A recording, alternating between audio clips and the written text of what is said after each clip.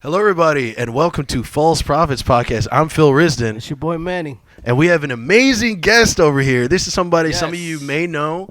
You may have seen him on Chappelle's show. You may have seen him on Black Phillip with Patrice O'Neal, the legend. Yes, You sir. may have seen him on, honestly, a lot of other things. You have a lot of Blacklist, tons of shit. Power, Ray Donovan. He played big, scary black guy, number 5, in pretty much everything. He got nominated for a few Emmys. Usually and I never played a black dude. Really? Never. Always Spanish, New Zealand, Okay. Hawaiian, Yeah. anything. This nigga said, like, Samoan. My goal is to one day play a black guy. That's one hilarious. day I'll actually play and I've always got one name. Yeah. Mako or Jose. Yeah. Tiny. Alico or Yeah. something. Always something. Yeah. Just one name. So Give it up for Dante Nero, everybody. Yeah. what's going on? We got the homie in here, man. Yo, and first off, before we get started, I just wanted to say R.I.P. to Coolio. Yeah. We're shooting this crazy. the day after he passed away. I just heard about it last night. 59 Yeah. years old, man. Yeah. 50 young. That's always Young. scary for me when them 50-year-olds start. That's Yeah. right. That's tomorrow for me. Yeah. I feel that, man. So, it's real shit. But, what's funny is we were actually talking about this a little bit before, but man, he was coming out with he was saying it's a little bit of a conspiracy type shit. Like somebody put out on TikTok that Coolio was actually trying to expose certain industry. people in the industry who were doing certain things, and then a week later he ends up dead, apparently in his friend's This sounds like bathroom. pedophilia. Some weird type of So shit. weird And we were going to ask you as an industry veteran, we often talk here, about the Nori door. Is there a Nori door? Is there a Nori door? All right? Everybody in And what hip-hop- level in the pyramid is it at? That's what I'm saying. It's like I just want to make sure I evade that. Yeah. But basically, if you don't know what the Nori door, basically, if you hear on a lot of hip hop podcasts, blogs, a million interviews, there's gonna be some dude who's a rapper who's not really popping anymore, talking about how there's a room that everybody's gay in that they go back to, and if you suck their dick, you'll be the hugest thing in the fucking world. You know what I mean? And obviously, I talk about how yes. An element of that is true. There's gay niggas out there. I'm sure someone would proposition you and they would skyrocket you. But they're not all worshiping the devil, drinking baby blood of Fair orphan enough. teens here. So that's what we wanted to ask you. Yeah. What do you think? What do you think about the Nori door? That there's Patent pending, the Nori door. Here's an interesting thing about how people look at the Me Too Yeah.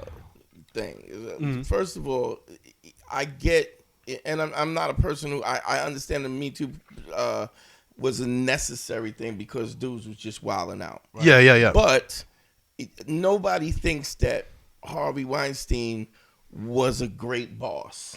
You know what I'm saying? Yeah. You can't be trying to juke chicks to get them in the movies and then be a guy. Oh, I love working for that dude. Like, Yeah. a dickhead is a dickhead, no matter what context it is. That's a fact. He just didn't want to fuck you. Which Yes. is why he just wasn't into dudes. Yeah. And so across the board, you got awful people all over the world, and you got awful people who like fucking dudes. And look, what was the dude from Spence?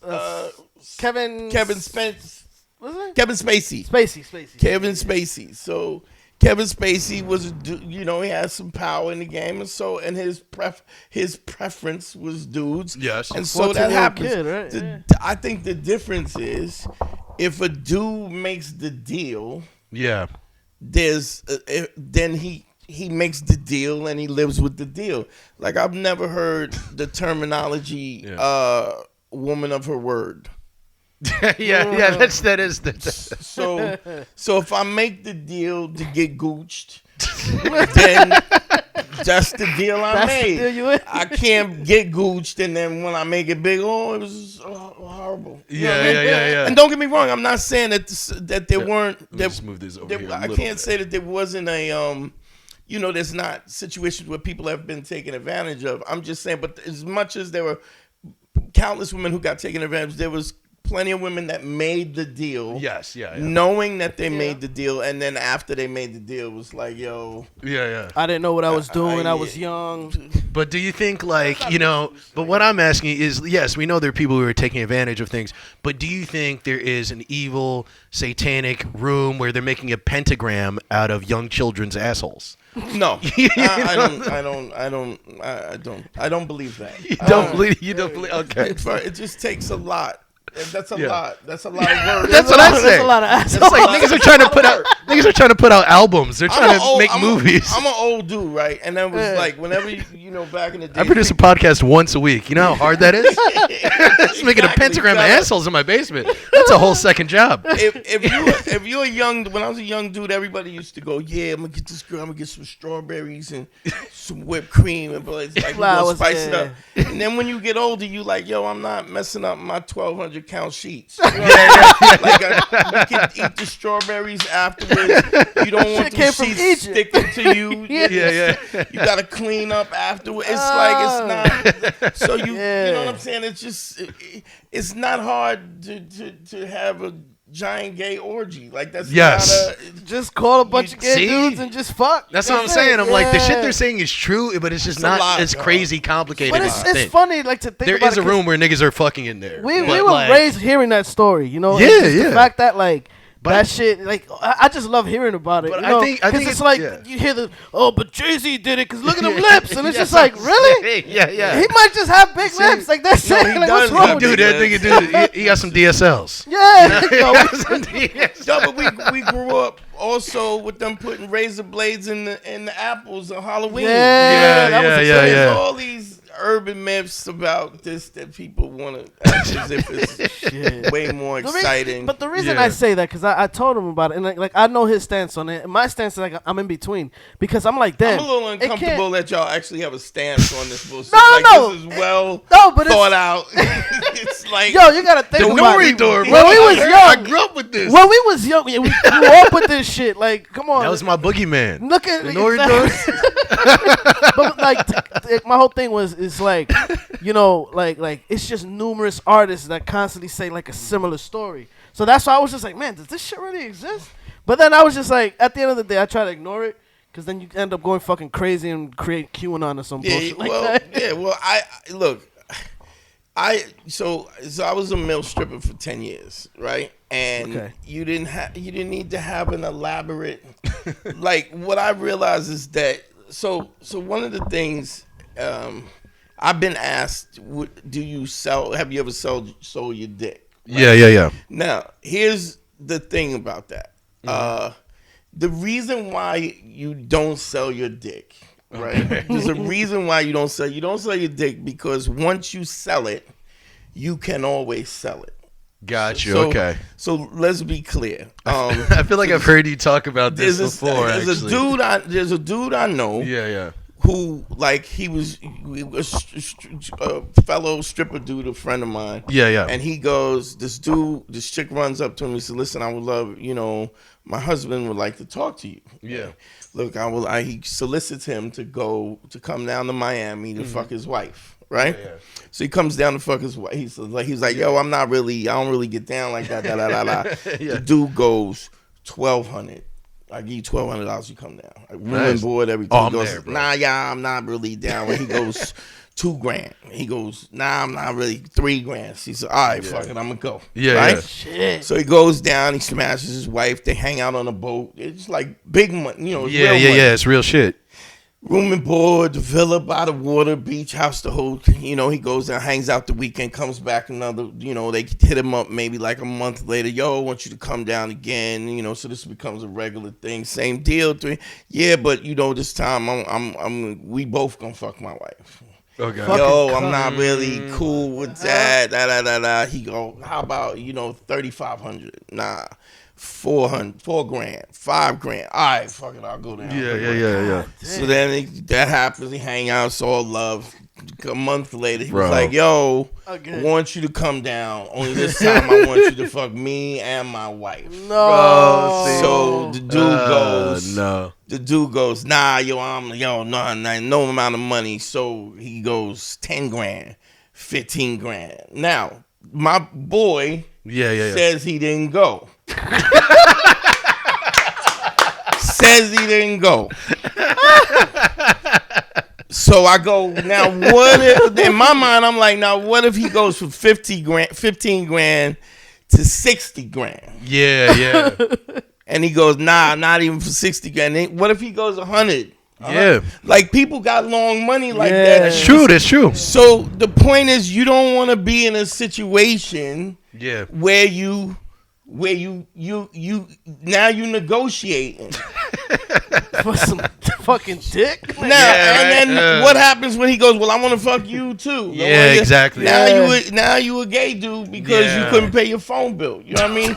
So it's so before I ever got, when nobody wanted to buy my dick, I was like, I don't sell my dick. Yeah. Yeah. And so boundaries have to be set before those those boundaries are questioned. You feel me? So, and if you don't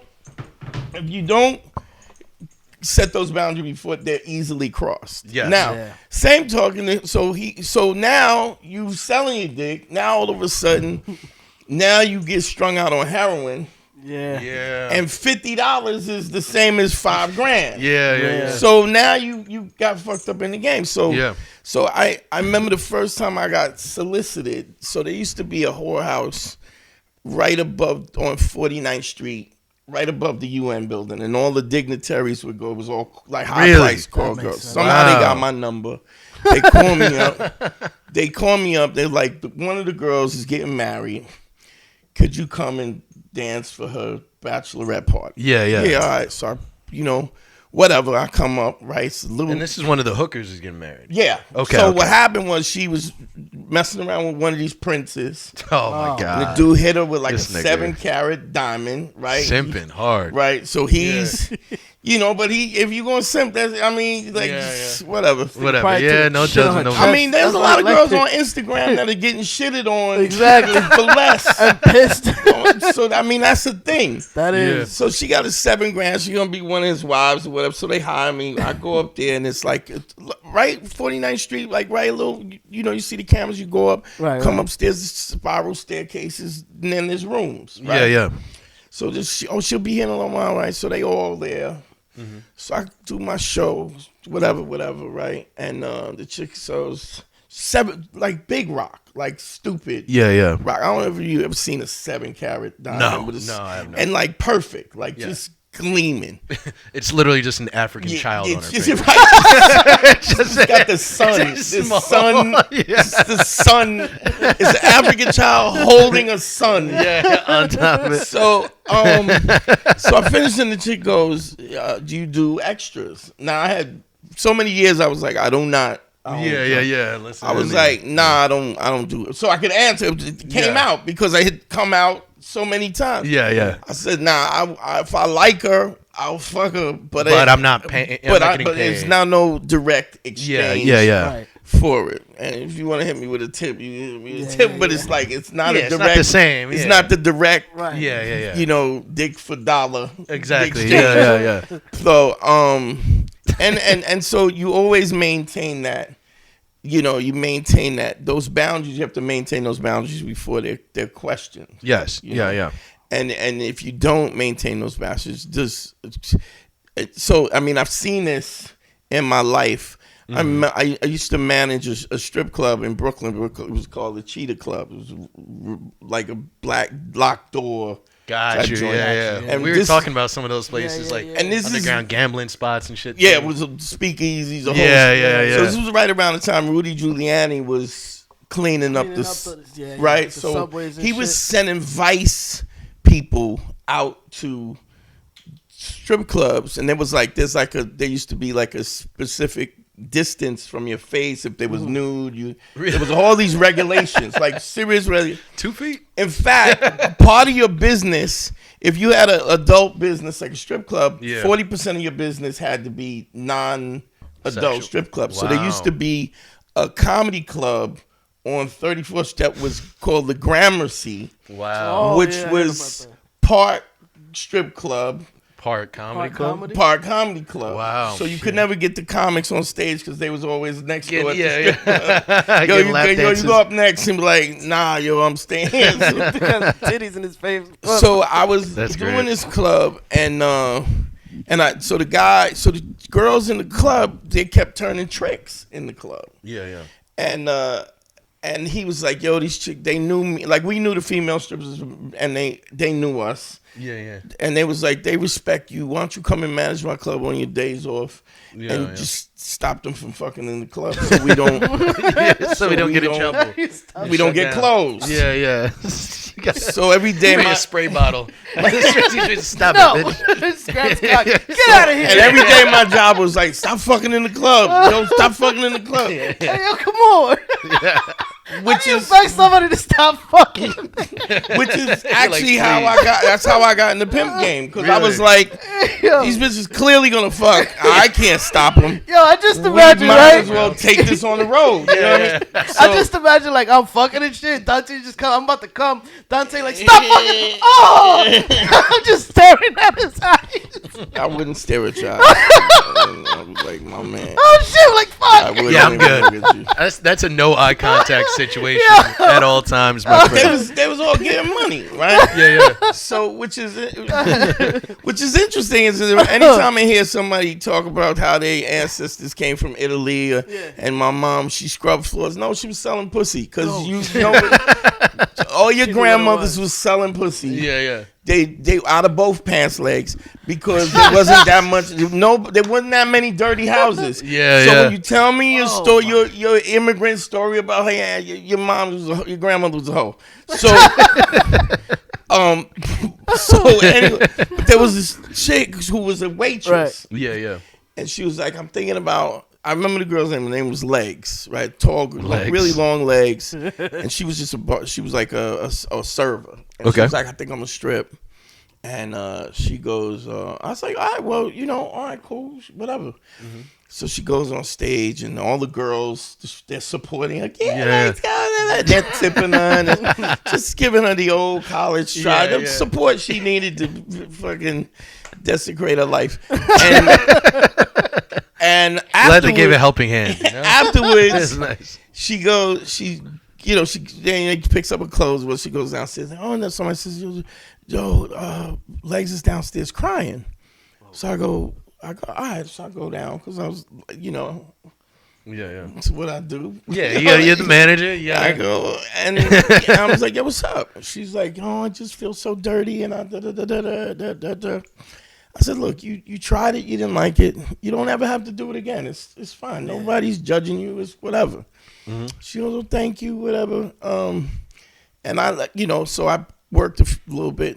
I quit the job. I was traveling and shit. Mm-hmm. I go back to a locked door party, maybe 3 months later, Yeah. and there's a dude there. Yeah.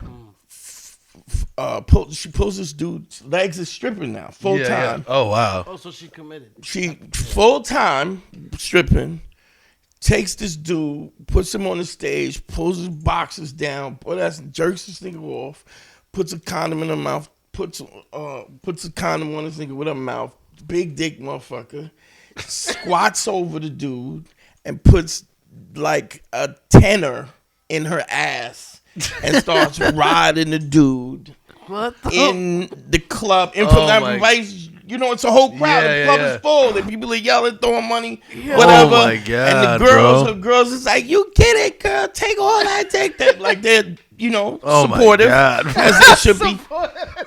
And I always remember that and this is the lesson learned. No matter. Please tell me there's a lesson here. No, Please tell me there's a lesson here. people will do things out of character given certain circumstances. You could never believe what people will do given circumstances. Yeah. And Yeah. it's things that you would think is totally out of their constitution. Yeah. Given the circumstances. And it just was like, so when you realize when somebody could go from crying because she's to doing anal in front of everybody. like the scope, Yeah. this, and being cheered on, like. What the And so you go. So when somebody says, "Yo, I would never do that," I'm like, I don't know. You never seen legs. Yeah. Like I've seen. He never met that bitch. I've seen dudes. But That you is didn't crazy. stop them from fucking. Well, I wasn't working there, so it's not my look. You're I'm off not. time. Y'all wonder what's Listen, I don't like work that, for though. free. That's a funny That's story. crazy. That's Yeah. a deep story. Yeah, man. How long were you pimping for? About 4 to 6, about 6 years. Wow, really? Yeah, 4 to 6 years. How many workers you had? At the highest? The highest. 11. 11? 11, 12, like around that. Yeah, That's a lot to deal with. That man. is. yeah. So You know what I mean? yeah, but it's you because there's real relationships. Yeah, like you're yeah. having. Yeah, you have to have like It's a real relationship with these women. with Yeah, them yeah. individually. It's like you That's gotta. what's too much for me. Well, it's too much for everybody. Yeah, you know what I mean, You had a It's- lot of, like, you know those dudes that never wanted to pay? There was a lot of those, right? So did you have, like, backup work? Well, that was the thing. You had to be your job is to make sure that they're okay, make sure that they're well taken care of. That motherfuckers, you gotta put you gotta hit a motherfucker in the head with it every once in a while. You Shit, got I'd be scared with those rings you got. you gotta Yeah, bang. bro, this thing has a rhino on his fucking You gotta, thumb. you gotta. I mean, but that's the job. You can't. Yeah. Somebody, don't want to pay. The job Yeah. Yeah, is no, that's that's a fact. everybody want to go to heaven, but nobody don't want to die first. Yeah. So you want to be the pimp, you gotta go cracking somebody's head. But what transitioned you from, like, pimping? Did you go to comedy afterwards, or, like... Yeah, what was Well, that? so I Butcher? stopped. So I had a really crazy thing that happened with the pimp, and I just didn't have I honestly just didn't have the constitution for doing pimping. Like that. it just it's an immoral. I talk about it, but it's not something I'm proud of. It was just something that I fell into. Yeah. And because I fell into it, it was the more immorality of it. It's just not to say that.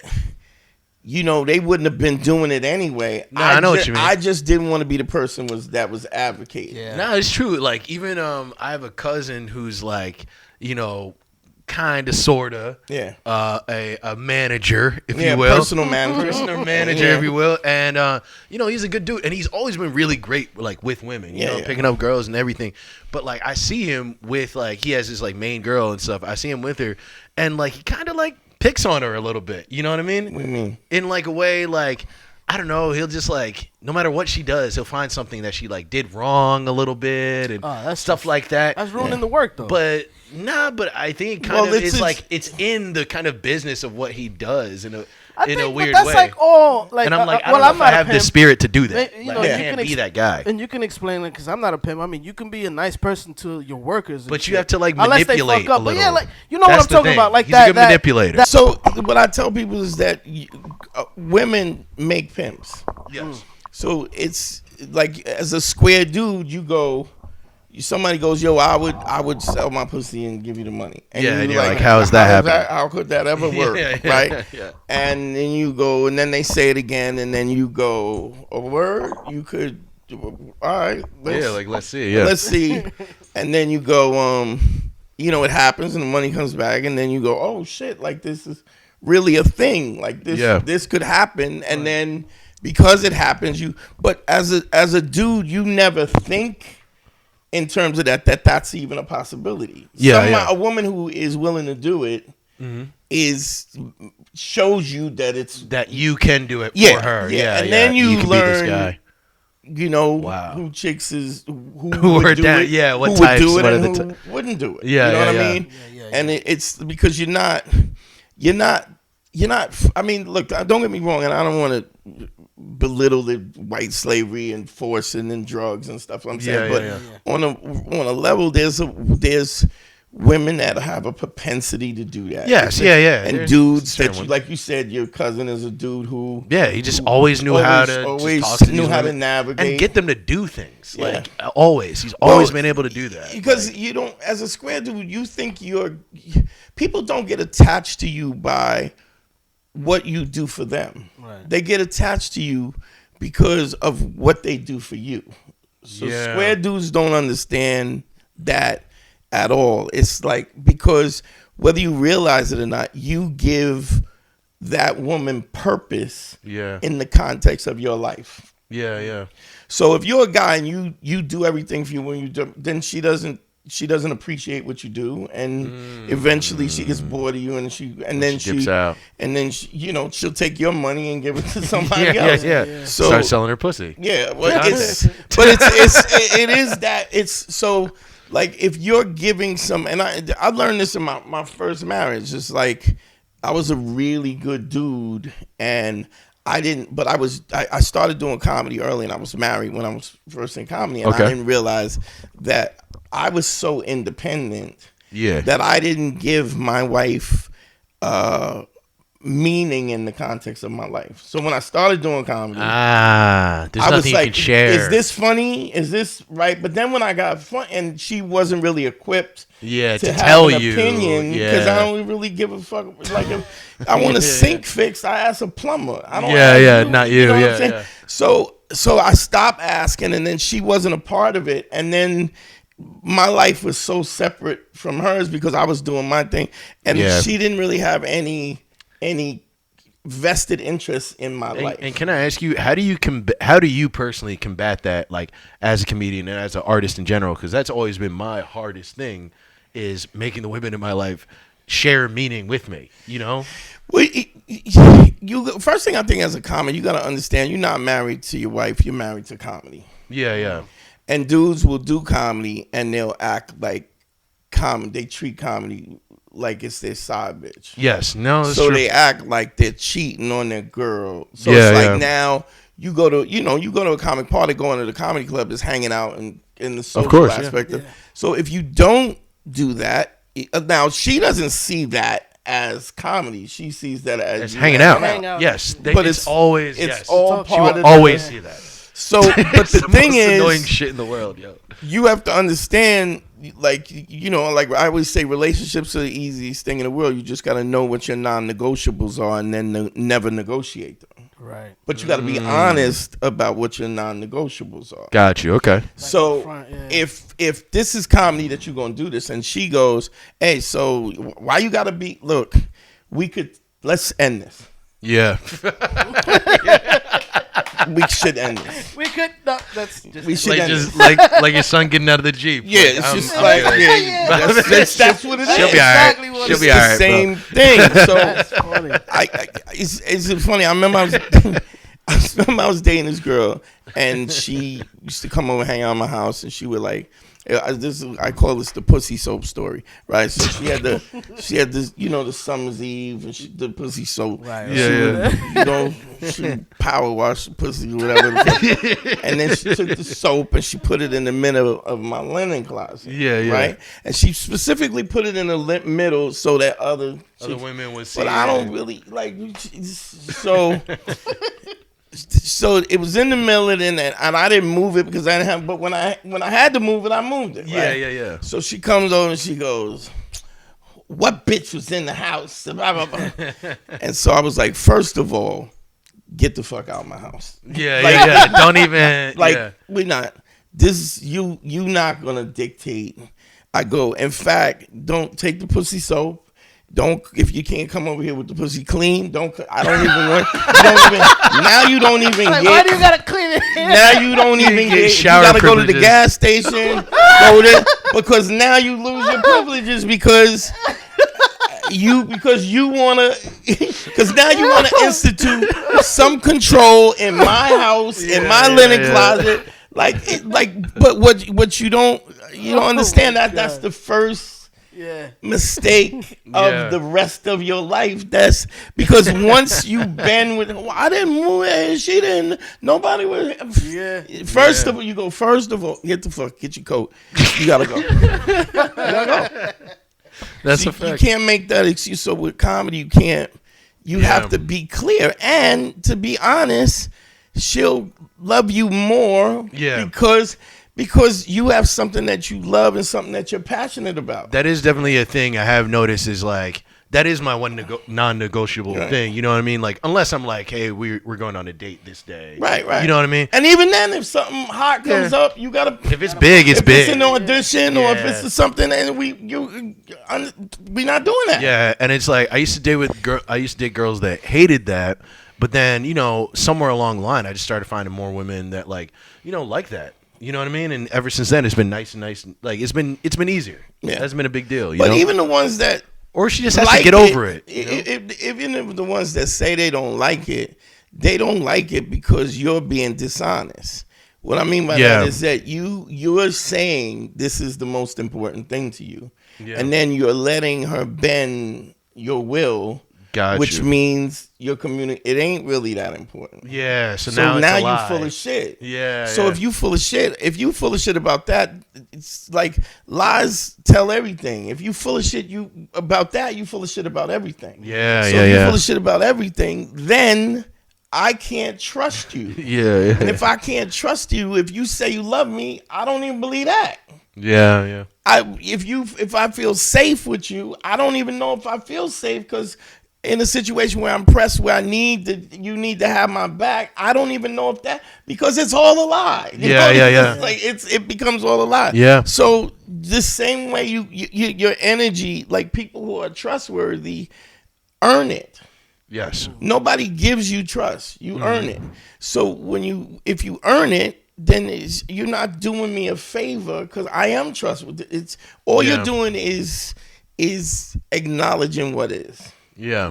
Acknowledging who you are. And You just smart enough to know that I'm dope like that. Yeah. So yeah. if if you got it twisted and you think I'm not, all right, well, you just not smart enough. Yeah. If a crackhead comes to your house with a Fabergé egg, and I got this thing, I stole it from his house. It's $100. Now Fabergé egg is worth $1 million. Yeah. Now, just because he's too stupid to know that the egg is worth $1 million doesn't diminish the value of the egg. Egg in the side. I used to tell dudes this all the time. There's the Antique Roadshow. A dude. Well, somebody will find a Tiffany lamp in the garbage. Yeah. And then they take it. How much is it worth? It was worth 10 G's, right? Yeah. And I was always ask dudes, what was the lamp worth in the garbage? Exactly. And dudes always $0. go, nothing. It was worth nothing. And I go, no, it wasn't. So then I'd ask this. Say I put 10 G's in a paper bag and I stuck it in the garbage. I go, what is the 10 G's in the garbage worth? Yeah. And everybody goes 10 G's. Yeah. And I go, so the value is not diminished. Yeah. Just because people don't have the smarts to know what the value is. So how do you think men can put more value into their lives or see themselves as more valuable? Because I think right now we're dealing in a time of like, I don't know, people sometimes in certain sectors of like social media look down on masculinity and shit like that. I don't necessarily think that's always true, but I think younger dudes have I think they're having a little bit of doubt in themselves. Yeah. So like, how do you?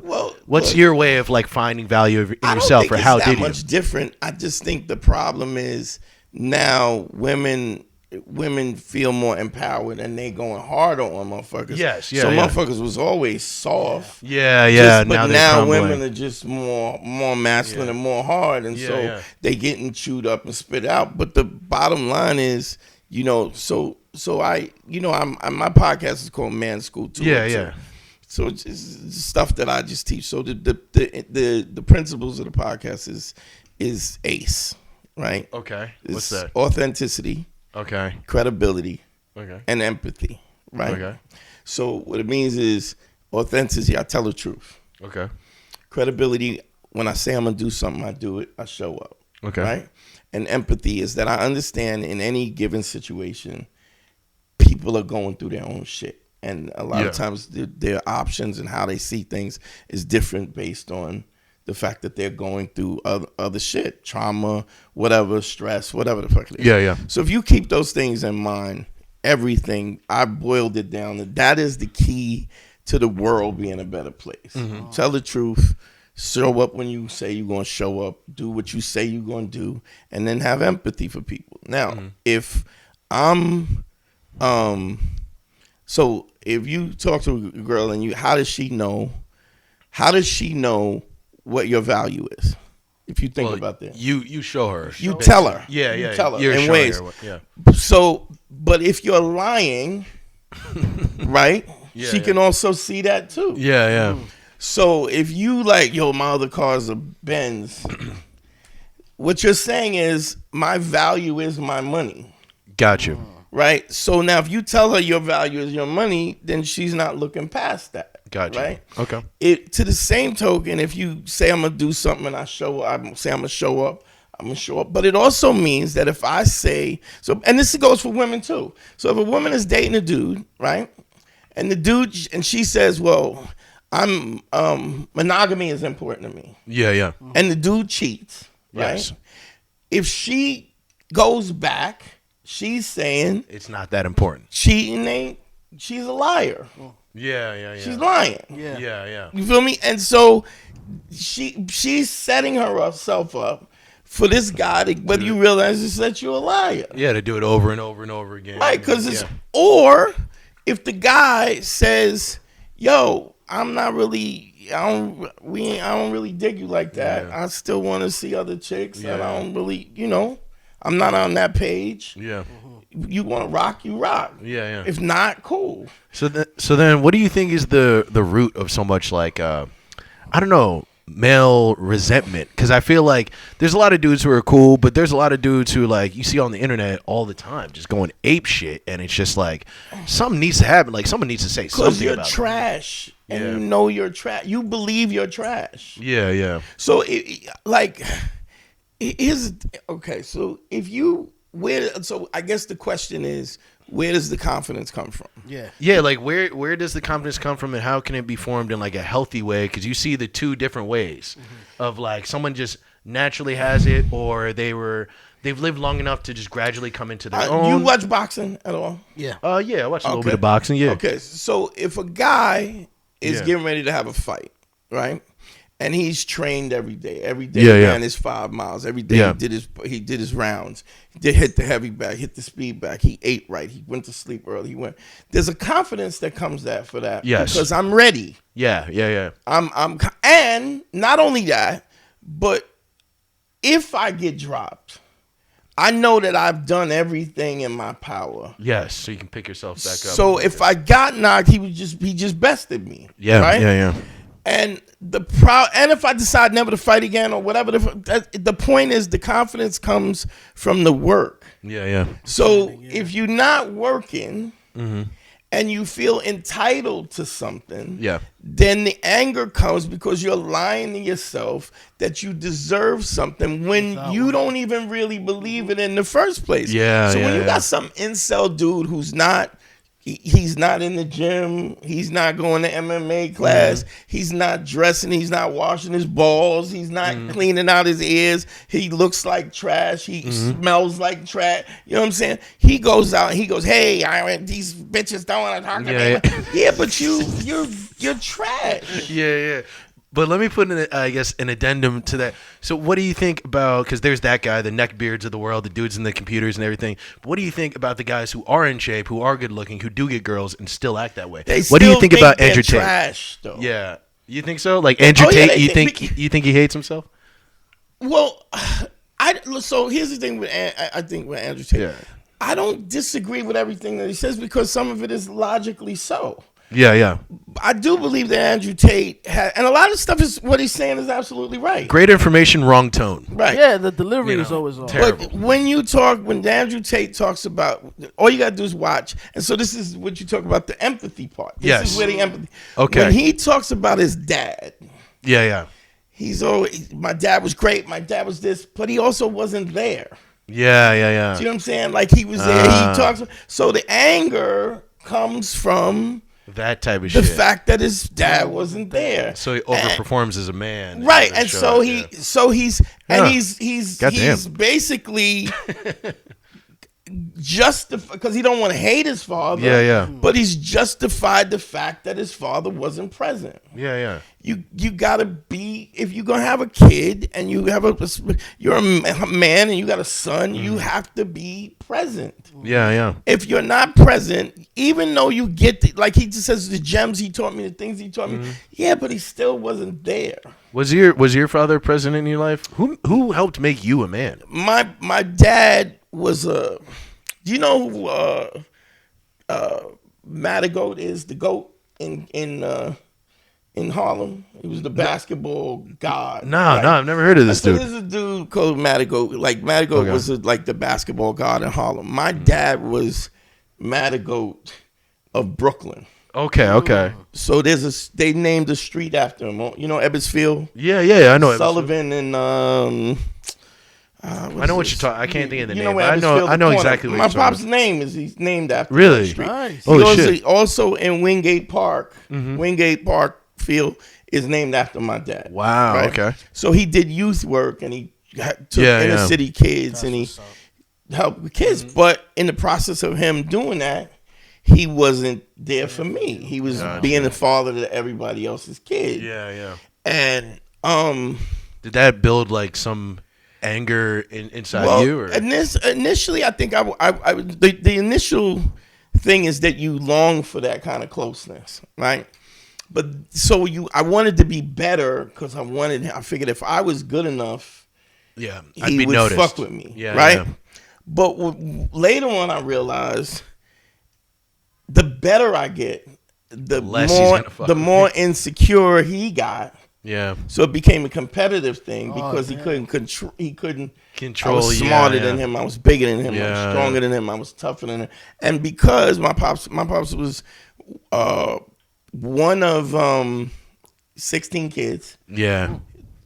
8 boys, 8 girls. Mm-hmm. My dad was born in 1920. He was the youngest boy of 16 kids. That's a lot. And he was 5'2". Yeah. 135 pounds. So my pops had, we talking about 1920, like he had he had rickets. Oh, wow. Like, so I don't even know if motherfuckers know it's a lack of calcium. And So he you had rickets because you're talking about the Forrest Gump braces. Yeah, so so he had the Napoleon complex, and so he was super motivated by the accolades of other people. Yes. And then once he got the accolades, then he wanted more and more. So it was never internal. It was his validation was always external. Got you. And so he always got my validation because I always wanted. Yeah. I wanted him. He was my dad. Yeah. So he's like. So he always went and was proving himself to other people. Mm-hmm. Now I had a lot of resentment to it in a long time, but when you go deeper in it. My pops was a black dude in 1920 during Jim Crow. Yeah. He had rickets. He was one of 16. Yeah. Like, how could he possibly be emotionally balanced during the trauma of racism and Jim Crow? And, you know, we talking about pre-civil rights movement. Just people don't even notice that before the civil rights movement, black people didn't even have access to Social Security. Yeah. So what's interesting is the way they frame black folks as being welfare queens. You were the original welfare queen from the 20s, from the Depression. No, that's true. All the way to the civil rights movement. And the only reason why they were given, black folks were given Social Security was because of the riots. Yeah. So 11 cities was on fire. Yeah. And Kennedy was like, how could we put these cities out to Martin Luther King, who they wasn't fucking with at all? He goes, look, give us access to Social Security and equal protection under the law. Equal protection, and we'll calm them down. So, moral of the story, kids: choose violence. So how do I? Times you gotta set shit on fire. Well, it's never not been that. Yeah, how do we get this country without throwing the tea in the Boston? Yeah, that's a fact. That's a fact. Like stop. But this is the problem with a lot of these white dudes who like Manosphere dudes, especially the white dudes, because you don't have a historical reference. To pull from. So you have these thoughts and, but you read a book. Yeah. So Tate is a lot of stuff he's saying about women is absolutely true. Like, you Yeah. can't argue. Tone is fucked up, but he's still dealing with it's the neglect of a father figure, yeah, or masculinity. and even though he had a masculine father figure, but it was he's From afar. He's trying to make that okay. Yeah. Instead of just understanding, like, maybe your pops wasn't that dope. Yeah. Like, maybe he didn't, and I don't mean that he wasn't that dope because I don't know, but I mean, my dad didn't have the emotional Depth. intellectual the acuity to be what and so I go, well, he did grow up like, I gotta get this motherfucker a pass. Yeah, sometimes that happens, and I mean, I wanted to expand on this a little bit. So you were talking about the white manosphere. Do you need to answer? No. Okay. So you were talking about the white manosphere, but how do you feel about like the black manosphere? Actually, like, that type of red pill stuff. What are your thoughts on that? Okay, well, but you're still talking about dudes who are not balanced. Yeah. See, the balance is the empathy. Mm-hmm. So black manosphere, look. So I guess if you talk about some of these dudes in the black manosphere, like, it's just the they're Kevin not Samuels is most of the time. So let's go back to the Ace. Tommy Sotomayor. They're Kwame Brown. Sorry, I got to do it for the algorithm. You can leave them write them down. I got to do it for the algorithm, baby. Something is missing. Yes. Okay. Truth, or credibility, or empathy. When you have all three, you get this. When you missing one of them, you get that. So, like, intellectually, Kevin Samuels, brilliant dude, statistical, the whole nine. Yeah. But he's a cornball. Yeah. Like, no swag. So I always should tell dudes is check out. I don't know if it's still online, but there's a video. Remember when the chick from Love and Hip Hop came on? I don't know if you followed. Oh, that. yeah. I watched Kevin Samuels a lot. I wouldn't say I was a huge fan of everything he did, Yeah, but he was entertaining to watch. Yeah. And I feel like a lot of people too, they were celebrating like his death. I think those people that did it, they only watched the compilation clips. They didn't watch the whole entire show. Not only that, but it's hate. Yeah, it was hate. Yeah, it was like there's so it's much like more. Vivica Fox was talking like, bitch, stop cutting your face up. Yeah. Like you trying to be this bad bitch. You're Exactly. not a bad bitch, and you don't want to be a classy old bitch. Exactly. You want to be a bad young bitch. Yeah, and it's not gonna happen. Stop. It's over. But there's a video when you watch. Yeah. Him when he hooks up with the chick from Love and Hip Hop. She comes on his line. I like drug dealers, and then they talk. Yeah. Then he meets up with her in L.A., right? And there's a video of him meeting up with this chick, and she let's be honest, she's not a size 4. Yeah. Big ass titties, fat booty, sweet fat booty, nice McGuffies, sweet McGuffie. And she's right. She's also kind of ghetto, right? Which is not what not he's his saying. style, really. Yeah. And he's like, and he goes, check it out. This way, he's shooting a video. It's live or something. And he goes, let's give him something to talk. Like, he sings this. Yeah. And then the internet blew up, right? Yeah. But what I saw was a chick that was ready to fuck. Yes. Like, he had already cracked her. Yeah. But when he didn't know how to touch her. Gotcha. Like, he was like, yo, look at her. And she's like, she's turning around, showing the booty. It was like, no, she want to fuck you. Yeah, like, just but fuck you her, don't, right? you ain't ready for this smoke. So when I said, I was like, oh, so you not... Yeah, you're not really about that life. Dude. Yeah. Not that. I mean, and don't get me wrong, there's a lot of what he's saying about black women, but also the reason why they fucks with him, why he was the numbers, is black trauma. Yeah, because they want to get yelled at by a black people man. Get hurt people. And how many chicks who came on there 40 years old, size 22, were like, but I'm going to show him. Like, Rich, that's time you could have been in the gym. She wanted to get yelled at. Yeah. Right, so they want the trauma. Yeah. So when you hate yourself, you find people to treat you. If somebody treats you better, then you feel like you should be treated.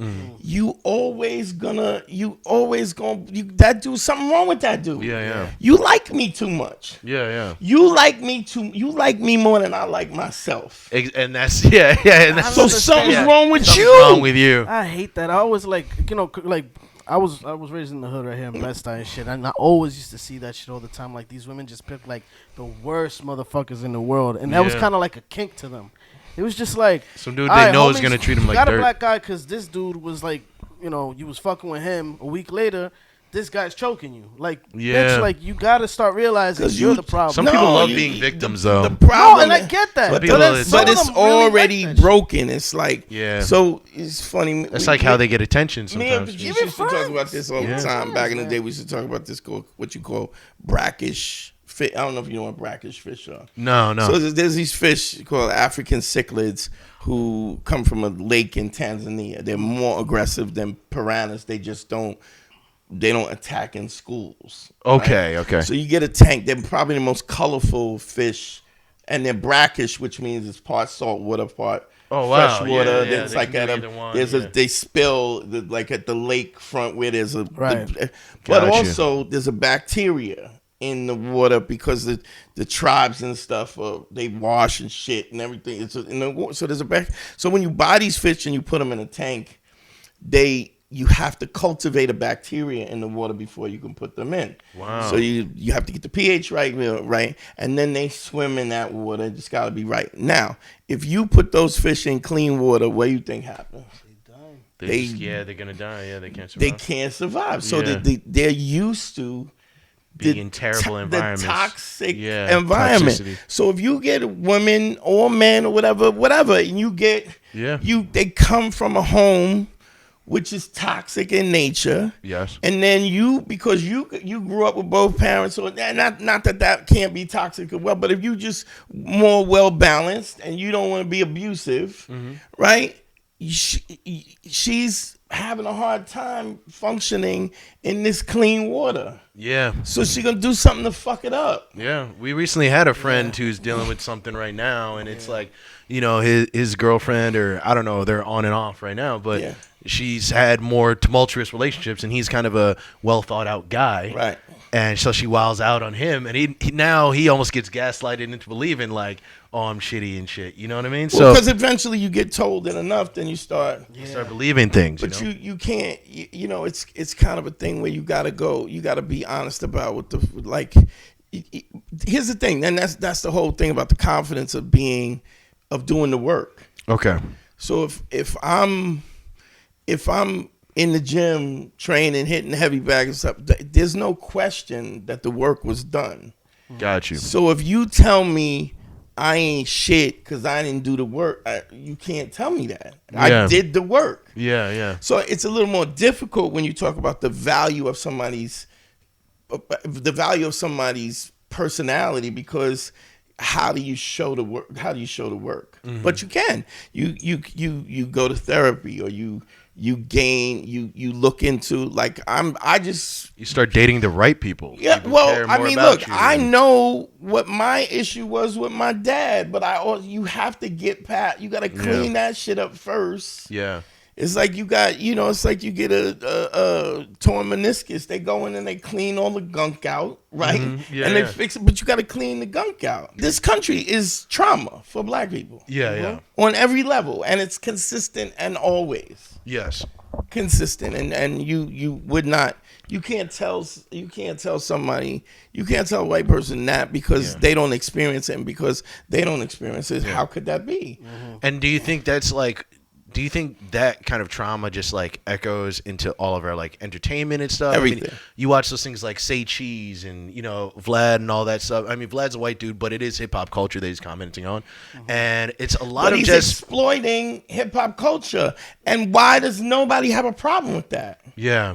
A dude that's exploiting hip hop culture. Like, why are you even fucking with this dude who misrepresented Louis Farrakhan and then didn't apologize after it? Yeah. Like, that was the whole thing. Yeah. I wonder about that stuff. Like, I think, like, watching a lot of like kind of like the red pill shit or like the Black Manosphere stuff, I think about those dudes and I'm like, how much trauma did they go through to, I don't know, be saying some of this stuff or feeling this certain way, you know, because half of it is right, but I'm like, but it's still trauma. Something's lost, you know. Dog, nobody can't play you. Look, somebody could play you once. Yeah. Right. They play you twice. That's on you, dog. Yeah. You went back in for another dose, and I've counseled dudes because I do counseling. Yeah. Like relation and I be with a dude who I've counseled dudes who have been like in these abusive situations. Yeah. And I would tell them, dog, I want you to know something. You're not ready to leave. I can tell by the words you use. You need to go back and get another dose. Yeah. But I'm telling you that you're gonna get abused. Yeah. You say you want to get back. I'm not mad at you if you want to get back. Yeah. But understand you're going to get abused. This is going to happen. And you don't get to whine about getting abused because I'm giving. So what it puts them in a situation is they really have to either decide that they have to be honest about the fact that they're getting the beating that they want. Yeah. Or I have to start making a change. Got you. Okay. And I put them in a position like, I'm not judging you. I get it. We all have trauma, and we've been in situations where you could say no. I said, but you're going back in for another dose. I've had this with friends too. It's not judgment. It's just an acknowledgement. It is what it is. It's like, this is your emotional cycle. This is what you're doing. If you start this stage over again, this is going to happen again. I was counseling a chick who was dating a cop. Yeah. And the detective dude. And he kept shooting black kids. And she's like, God damn it. He has extensive, complaints. Gotcha. Excessive abuse. Excessive force and all that so type of stuff. So he ends up, naturally, he's abusive. Yes. He's abusive to her. Of course. Right? And then and then she goes, I've had enough, and they break up. Yeah. And then she goes, well, first what he does is, so manipulation comes in three, it's cyclical. Manipulation is always first anger. Second, guilt. Third, sympathy. Can you expand on that? Like create a scenario of how you would manipulate. So they have a fight. Two girls have a fight. He goes, bitch, you don't, but you gonna do it the fuck out. Blah, blah, blah, blah, blah, blah.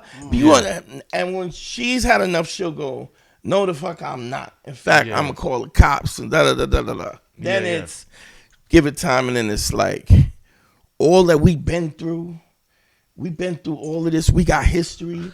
You gonna just leave what we got? This is I've seen this conversation so many times, bro. That don't work. Yeah. I can't live without you. What am I gonna do without you? I'm sitting here. I can't sleep. I can't. I haven't left the house. Pathetic. Yeah. Now, what happens when she doesn't respond to the sympathy? Yeah. Bitch, you see me pathetic like this, and you fucking ain't gonna even give in? Back to anger. Yeah. Then back to guilt. Got you. Then back to sympathy. Yeah. And it goes beep, beep, beep, beep, beep, beep, beep. Yeah, going like that. So it's, and then when I call it, so like say if you going through this. Yeah. And I say, Phil, this is manipulation, and this is how I give you the model. Yes. Now once you did that, I just saw so many. Now when you go back and it's anger. Yeah. Guilt. Yep. And here's the thing: it's never in another arrange. It's never in. It's always in the same cycle. Yeah. Now you don't look at this. You're not. You're in it, but you're looking at it clinically. Oh wow. Yes. Yeah. This is manipulation. What's next? Yeah. Oh, here comes sympathy. Mm-hmm. Well, I don't care. I just go your way. I don't want to have nothing to do. Motherfucker, you don't know how the fuck. Then the anger again, and now you go. Oh, you see. The problem with that is like when you teach a woman that, right, and she understands it. Yeah. And she has that control, like she can predict that. Yeah. You're done. You're over it. Yeah. Because she has control over you. Yes, now she knows exactly. And she don't respect you because she has control over you. You're like a rat in a maze. Yeah, and it's just she's like sitting above the maze, she's just watching, taking notes in a lab coat. I was counseling this chick, and she was like, the dude was like, they were married. Well, here's the thing: she married the dude because he wasn't. she was a bad chick, and she married a dude who was like a regular.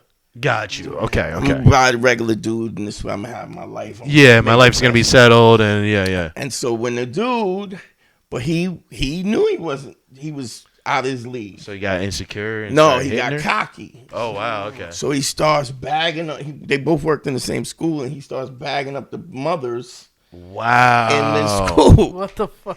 And this is my friend. He's like, nah, this is my friend. I'm not giving up my friendship. Like, even went to counseling, and they said, the counselor was like, yo, you can't, you got to work on your man. You can't. Especially if you're fucking these women, too. And he denied that, but. Yeah, I know what you mean. So she said, she calls me up. She goes, I'm tired of this. This is some bullshit. I said, but if I tell you how to do this, the marriage is over.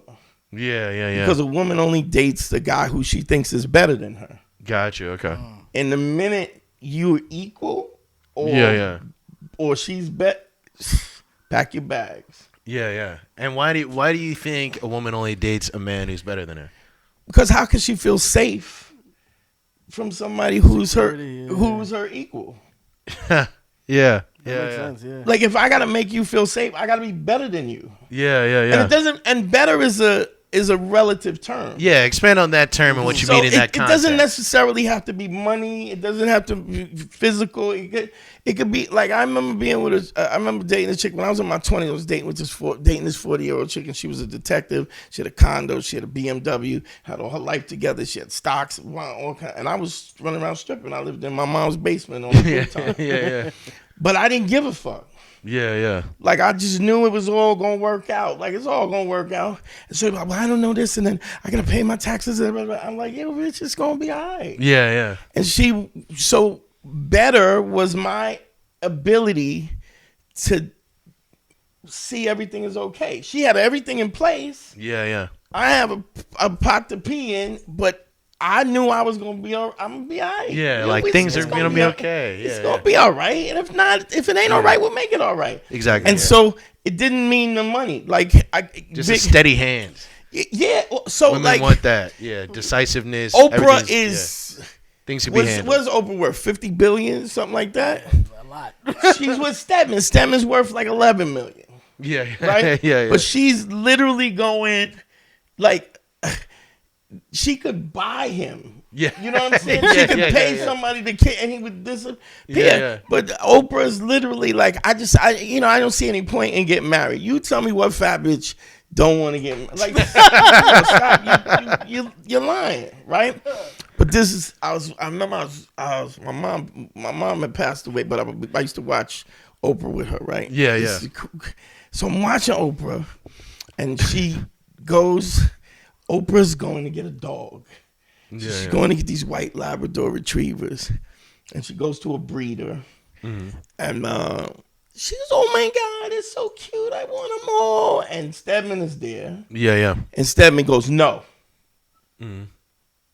You pick one. I don't know which one to pick. Blah, blah, blah, blah. She goes, I'll tell you what. I'll pick one and you pick one. That's it. Yeah. Now, Oprah got enough money to buy a private island, buy all the white Labrador, and call it Labradoria. Yeah. And pay motherfuckers to take. She could do that. Yeah. But Stedman was like, no. Yeah, no. And I was like, that's my nigga. Like, that's my nigga. Like, it's because you got to be able to have long legs strong enough. Yeah. To tell Big Head Oprah everything is gravy. Yeah. Like, you gotta make her feel. Now, her problems is she says she only eat red meat, and all the Texas Beef Coalition wants to sue her. Like, that's her. But you still gotta be strong enough, backbone enough to rub on a big head and and just be like, we're only getting one dog. It's gonna be okay. We'll do this. We'll move on. You think so? Yeah. $50 billion.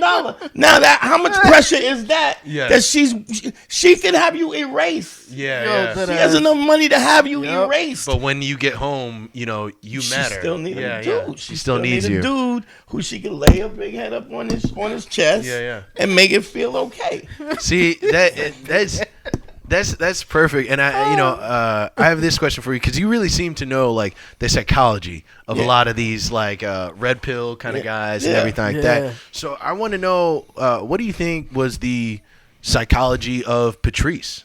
Because there's a lot of those dudes who like kind of see him as the father of like Manosphere and red pill type of stuff. Which is funny because I did the show with him. Yes. And every once in a while I get is, I always dug you because your vibe was so look. Yeah, you weren't that harsh because Patrice is harsh. But that nigga was. I love him. Yeah. Well, but they love his harshness because it's women. It's the same thing with Kevin Samuels. I'm giving these bitches to come up. I'm letting these bitches have it, and they feel like, these bitches is giving me the business. I want to do somebody tell these bitches get them. Yeah. But what you don't understand is you causing that. Yeah. It ain't her fault. It's your fault. Yeah. You're weak. Yeah. So because you weak and she walks over you, look, it's like you want to say that women are emotional, and then they respond to things and they react to it emotionally, and then when they react emotionally, you want to get mad because you can't wrangle that hoe in. You know what I mean? Yeah. You gotta be strong. It's like you ever see like girlfriends would be like. A bunch of girls be like, he's a nice guy. Give him a chance. That's you cut your head off. So what you're asking is a woman who is strong-willed to be less strong. So she can give this guy a shot because he's weak. You can't fix that. You can only, what you can do is make the guy stronger. Gotcha. But you can't make, this is why I don't have a Bugatti. Yeah. Because you can't fix this from the woman's perspective. Exactly. Yeah. Because she's reacting to the emotion. It's like I always say people like it starts from you. My girl said blah blah blah blah. If you want to learn how to hunt deer, you don't ask the deer. You ask the hunter. The deer is just being a deer. The hunter is studying her. He got the deer pee. He's in the tree stand. He knows the cycle. He knows when the rut is. You know what I'm saying? It's I'm studying you to. So do you think that these people who are now popular in the Manosphere, do you think that they, I don't know, like took these things from Patrice correctly, or do you think that they bastardized it? You know what I mean? No, they took it from Patrice was angry. Yeah. Patrice wasn't a super attractive dude. He was a fat dude. He was big. He talks about himself he talks about Ricky. How Ricky would be like, hey, Ricky would smack them in the head and they'd be like, hi, oh Ricky. Like, when you talk about your cousin. Yeah. And he was never that dude. So you can't be. So he had and this changed. Like we did Black Phillip show from 2006 to 2008, and we only did 13 episodes. So it was really sporadic. And so he was angry at the time when we did the shows. He was angry because he saw what was happening and how he was being taken advantage of. And then he and so. I tell dudes all the time, stop listening to Black Phillip. Really? Yeah. Because it breeds anger. It's too one-sided. You think? Well, he was angry. And because he gave off anger. But do you think his comedy is too one-sided? Because with me growing up, I always saw him as almost like Biggie. He's like the Biggie of stand-up comedy to me. So I always saw him as like dominant, very like cool, charming and stuff. So I never saw him as resentful. But was he? But you got to understand, just because he was that in comedy doesn't mean that was the case in relationships and life. And don't get me wrong, like he was what the great thing about him, the amazing that he was constantly evolving.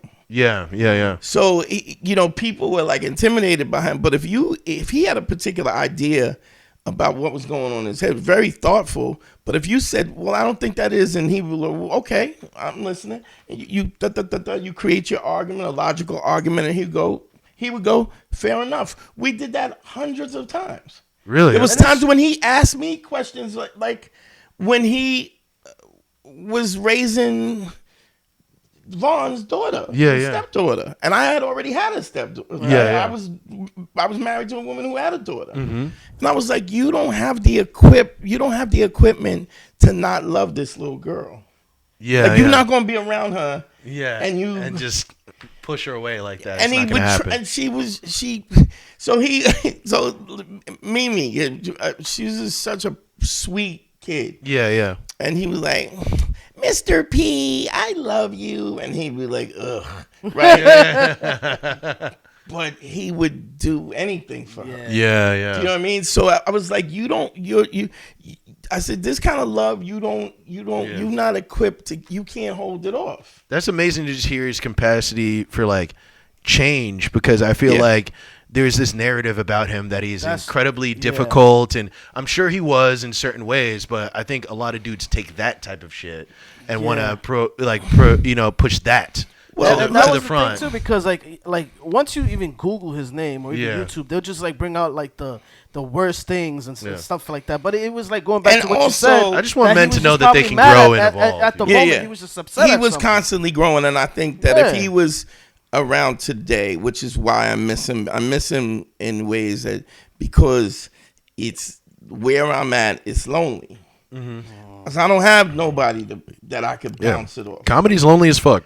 And I don't even mean it like that. I mean, I don't have people who are thinking the way you do, the conversations that we have, that the growth that it would have been. And whenever I counsel a dude, the first thing I tell him, stop listening. I said, if you can't watch Black Phillip as comedy, stop watching it.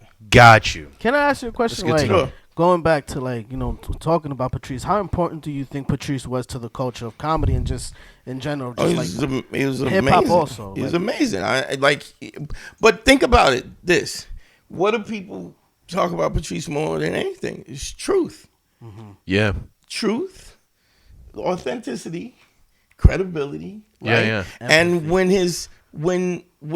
people are talking about him being hard to get along with, and he wasn't mean or whatever the fuck they were, that's minus the empathy. Right. Yeah. So when you watch when you watch Elephant in the Room, is when he understood that the empathy was important. Got you. Like, so that's when the balance didn't, that's when he was finding the balance, because he was the career, like he had bad reputation. But something else I want to take into consideration. People always talk about how hard he was to get along. He sabotaged himself and da-da-da-da-da-da. He also didn't want to do stuff that he didn't want to do. Now, what white boy do you know that they say is hard to work with? Yeah, not many. And even if they were hard to work with, didn't get work anyway. Yeah. So people talk about Chevy Chase, but he never stopped working. Yeah. Who else do they say was hard to work with? Maybe like Christian Bale. He's like yelled at. And he's still working. Yeah. So when you're a black dude and you go, I'm not going to dance for you. Yeah. You're hard to he's get an angry black man. Yeah, now you can't have shit. Right. We can't have him. But you got white boys all the time that are hard to work. Of course. I mean, and they're recorded at that. Yeah. I mean, bro, Andy Dick is like, that guy's notoriously hard to work with. Still working. Been in mad trouble for mad different inappropriate things. Still gets jobs. It's crazy. Still working. So and this is what I'm saying is, there's that racial kind of element that's always there. Right. Yeah. And don't get me wrong, there was things that he did was like, because he low. He used to say this himself, but my self-esteem is so low that it's high.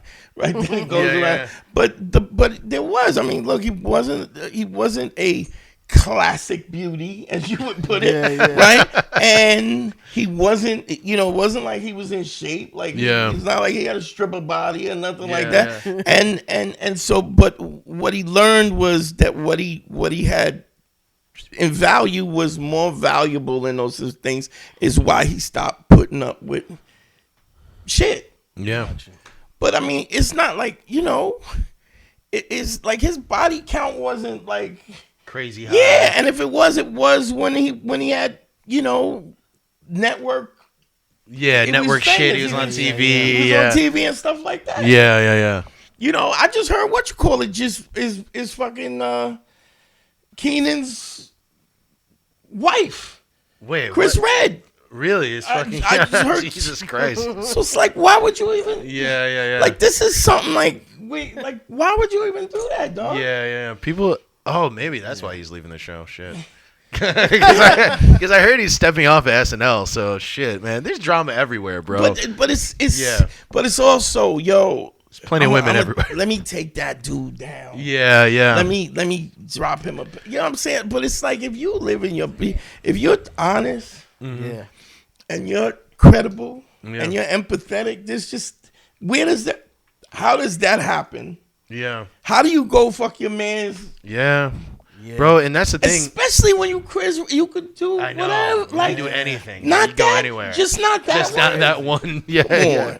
It's corny. It's straight corny. Trash. But it's straight corny. Like, so again, it's tell the truth, because even if you lying, right? Even if you ain't shit, even if you racist, like, so if you're sexist and there's a debate, we having a debate about, I'll give you an example. I'm sitting outside stand up New York. I'm talking about Kaepernick, and I'm saying how, like, this is, which is interesting that, you want black folks to stand for something that has desecrated them and treated, you know what I'm saying? Exactly. Like, just shut The up. national anthem, fuck you. Right. Is America even mean? Yeah, it's like you okay with that. Exactly. So the honesty is that you are okay with that, which is why I'm not fucking, like, suck my dick. Like, what are we saying, dog? Yeah. So you want to say Christian right when you want to say, yo, it's family values, and then you like the dude who was banging the porn wife. star. Yeah. He was banging the porn star while his wife was like, yo, like, you understand? Yes, the truth itself is right there in front of you. And if you're honest about that, if you say to me, yeah, I'm fine with that, then I'm like, yo, eat a dick. Like, I'm not having this. Yeah. So the dude goes, he says, I got a question. And I said to the dude, white dude, curly hair, cargo shorts, clown, right? he goes, can I have a comment? He says, can I say something? I go, listen, I don't mind having a discussion, but I don't want to have a debate. Yeah. I go, you don't understand the difference. As a debate is, you're trying to win. Gotcha. I'm not trying to have, I said, if you want an exchange of ideas, we could do that. Yeah. I said, but I'm not debating. Right. No, we could do that. Yeah. I go, okay. So he goes, what about, which is the first key, what about that black women have the highest level of abortions, right? Okay. I don't know if that's true. So I go, I go, and where did you get that from? And he got abortion money on you? Everybody knows that. I go, okay, so before we go down this road, I go, do you volunteer at abortion clinics? Like, do you, a dude who is actively trying to help single parented black mothers to this? No. Then eat a dick. Yeah. Because you want to have a conversation about something that you don't give a fuck about. Exactly. I said to the dude, he's trying to run him through the mud. Mike Vecchione is there. A couple other dudes, they all standing. I go, first of all, and everybody starts floating away. So first of all, I don't know you. I go, and I don't respect you. I don't give a fuck about you. I said, you got dirty sneakers and cargo shorts, and you got a deodorant mark on your shirt, so you can't even put your shirt on without. You got your hair is whack. Like I don't know you and I don't respect you. I go, but you think because you're a white dude, I'm supposed to listen to you, and I don't give a fuck about you. You can't beat me, and my dick is bigger. So fuck you. So I go, so you want to have a conversation about something that you don't even really care about. You don't give a fuck about. You're stirring the pot for no reason. And I go, where did you get that statistic? Oh, everybody knows that. I go, this is the point. I go, this is what I go, and you think that your whiteness makes you better. Yes. And I'm here to tell you, You can't beat me. I'm smarter than you. I don't respect you, and my dick is bigger. So I don't give a fuck about you. I don't care about you. I don't give a fuck about you. Yeah. And now I give a fuck about you because you're dishonest. Yeah. So it's like, if you're honest, if you want to have a racial conversation and you say, let me ask you, do you know about sundown towns? Do you know about the fact that black people's bodies are, the medical profession is built on the black bodies and social experiments, and even after you were dead, they sold slave bodies to cadavers. So Harvard, so when you want to talk about how things are politically CRT and you're just saying buzzwords. You don't give a fuck. Having you, and that's fine, because I don't give a fuck about you and your grandmother that came here with $4 and would suck her dick, to fucking. Because she came from Italy and she made spaghetti pizza and sucked dick. I don't care that you now all of a sudden she scrubbed floors so you could go to fuck you. Yeah. So but there's a dishonesty in that. Yes. That if we recognize as dishonesty, then this is not even a conversation that you should have. Right? Yeah. If you don't maintain credibility, you say you're going to do something, you do it. If you don't understand that, like, okay, this is a white dude, is it possible that I could be going through some things? I mean, it was slavery, there was a slave trade. Well, black people sold.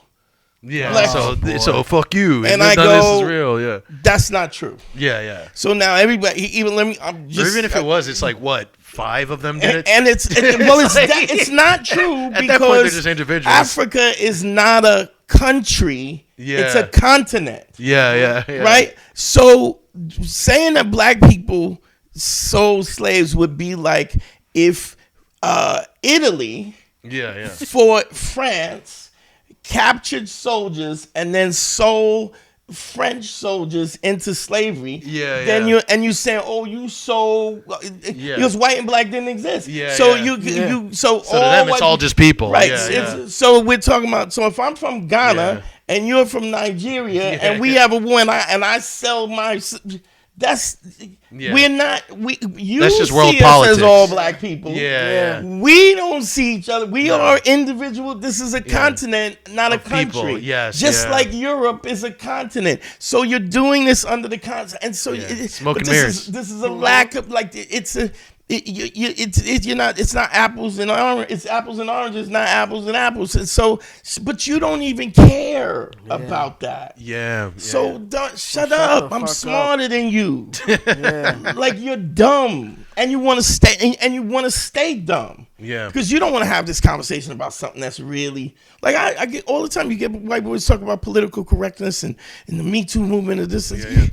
But when you was raping chicks, the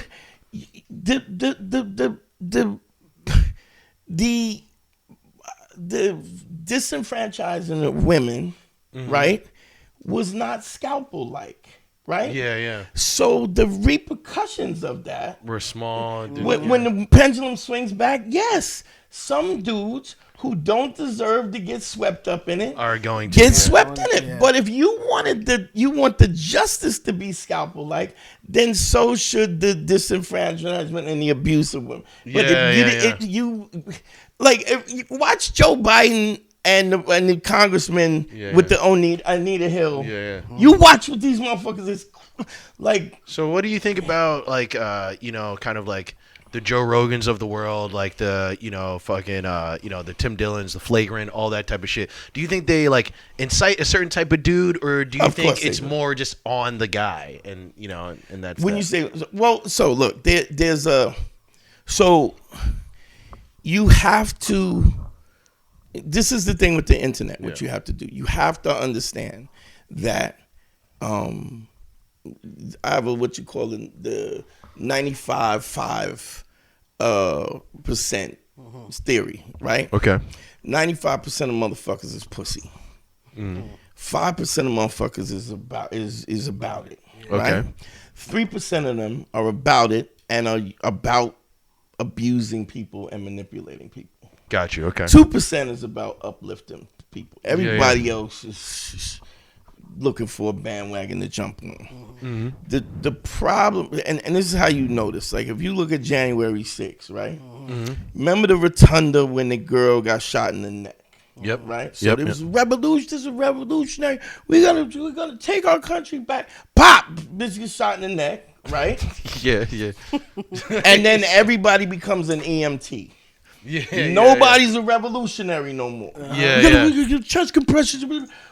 If you really about it, you go fallen soldier. Now we really gonna go. They didn't breach that rotunda. You know why? Because one person got shot in the neck, and the everything was deflated. Crumbled. So nobody don't want the smoke. Yeah. And so when you are the guy who wants to smoke, like a dude like Rogan wants to smoke, you have to be careful about what you say because there are people that want to jump on the bandwagon who want to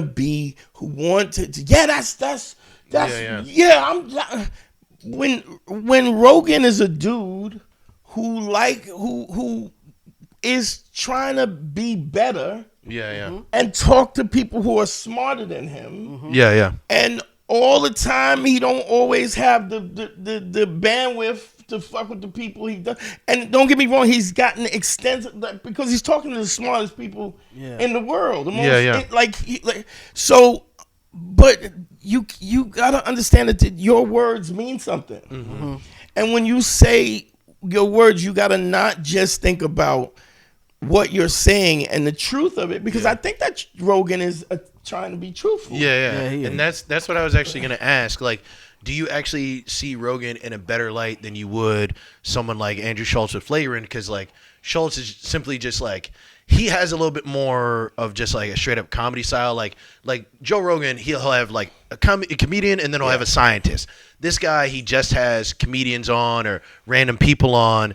But at the same time, he doesn't give a fuck what he jokes about and, what people absorb as real and not real. So how do you balance those two? It's irresponsible. Yeah. Because if you're not, like, you can't just say what you can't. This is what I learned from fucking around with the Proud Boys. You can't just say what's true. You got to say what's true, and then you got to look at it. How can somebody take this message and twist it in a way that benefits them? Got you.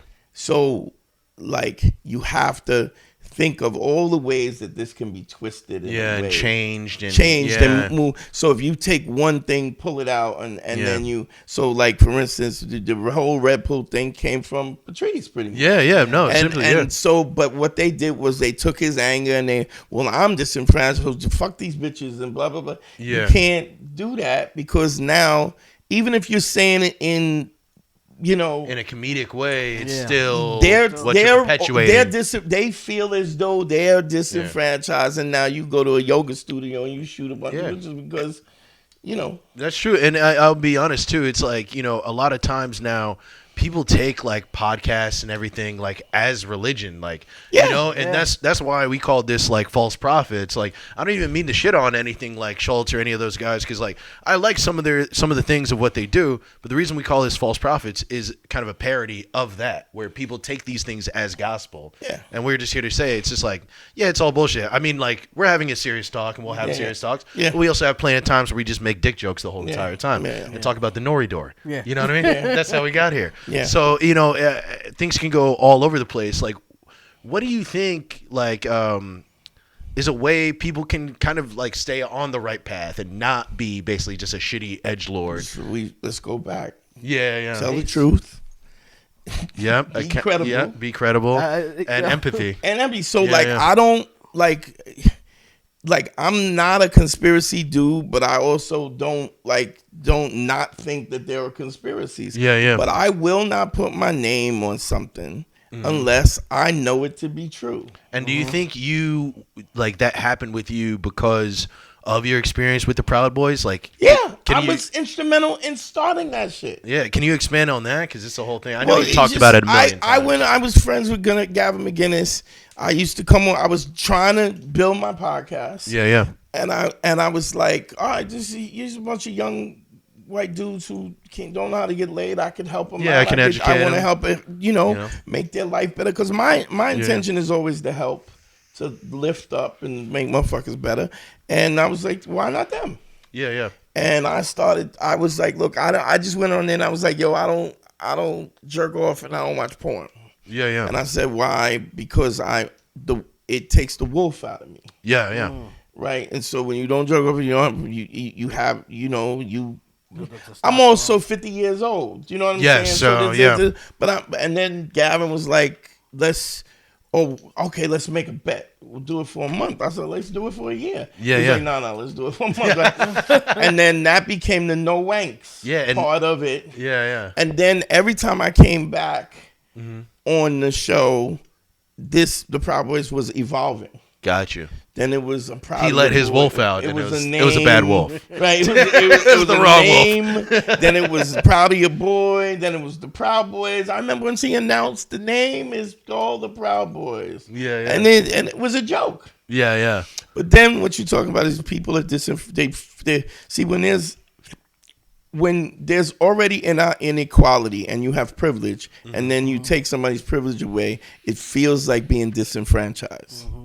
And so and this is what's happening with the racism and the Boogaloo Boys and all this. It's like you've always been able to do whatever you fucking want, and nobody, and now you can't, and you still can. You still are. You still are privileged. There's the income gap between blacks and real estate, redlining and stuff. My house is. That's a fact. Yeah. I fucking had my house praised because I'm selling my house. Yeah. White lady came in and praised my house for $850,000. The house is worth 2.1. Yeah. What the fuck? I reported this bitch because her intention was to fucking value the house and steal. This goes on all the time. You go on YouTube. Bro, there was a guy, it actually went viral. He was it turned out to be I believe a real estate lawyer. Yeah. But he appraised his house. They gave him some really low thing. It's $650. I know what you're talking about. And then he lied on the form and said that he was white, and it was almost twice as much. Yeah. Now he's suing the shit out of him. And And he's gonna get every fucking Well, they did it. The house is 2.1. Yeah. They appraised it for $850. Yeah. Told me it was $850 as is. Needs work. Blah, blah, blah. Criminal. So, but this has been going on. So if that's going on now, what do you think was going on in 1990? What do you think was going on in 1970? What do you think was going on in 1920? Yeah. Do you know what I'm saying? So it's Exactly. and then you want to tell me that this doesn't exist because you don't see it and you don't experience it, Right. And you don't have to deal with it. What you're talking about is, are we saying that it was better? Yeah. So this is happening now. So what the fuck you think was going on in 1950? Yeah. I think people, I think a lot of us, in general, it's always been a human trait, but because of social media, it's even more. We're so in ourselves and what we personally experience. So then whenever anybody else experiences and you don't bullshit. give a fuck, which is cool. Cause like I said, I don't give a fuck about your grandmother coming from Italy and sucking dick. Fuck that bitch. Yeah. I don't give a fuck about the queen. Fuck that bitch. Yeah. In fact, how she got to where is horrendous. So but you want me to give a fuck about you? I also don't give a fuck about the opiate epidemic. Yeah. It's like, how do you expect me to care? You didn't give a fuck about the crack epidemic. I don't give a fuck about your young kids getting strong. That's on, I don't care. Whatever. That's and your the shit. reason why they don't have resources for them is because you removed the resources during the crack epidemic in the first place. Why these things are not in place in the first place? Yes, yeah. So it's like it's clown ass shit. It's just clown ass shit, and I'm 50 years, and I don't have space in it. You too done. Yeah, you I done. can't. I can hear it. I can hear it. Yeah, I in your voice. can't. Yo, shut the fuck up. Yeah. Soon as there's I always say show the work. Yeah. Like when you do math, you know how you teacher would tell you show the work. Yeah. The reason why is because it all lines up. Yeah. So when you got an opinion and I go and right here. Yeah. Just get the fuck out of here. I feel that. And by the way, on a better note, 9 days, no fat, no porn. So there you go. I wouldn't have gave you a pound 9 days ago. Yeah, right. All right, I think we're gonna end it there. This has been a great podcast, Dante. Thank you, so much for being here, bro. Yeah, I didn't mean to not get to your goofy shit. No. No, it's That fine. usually happens. Bro, we've been 'Cause talking about how like we've kind of just gotten better at the podcasting. Yeah. So we're learning to like drift away from that stuff. But there are, a couple life raft topics. If you could, yeah. Just in case. Yeah. But yo, thank you guys for watching. This has been False Prophets with Phil Risden. I'm Manny Perez. Peace.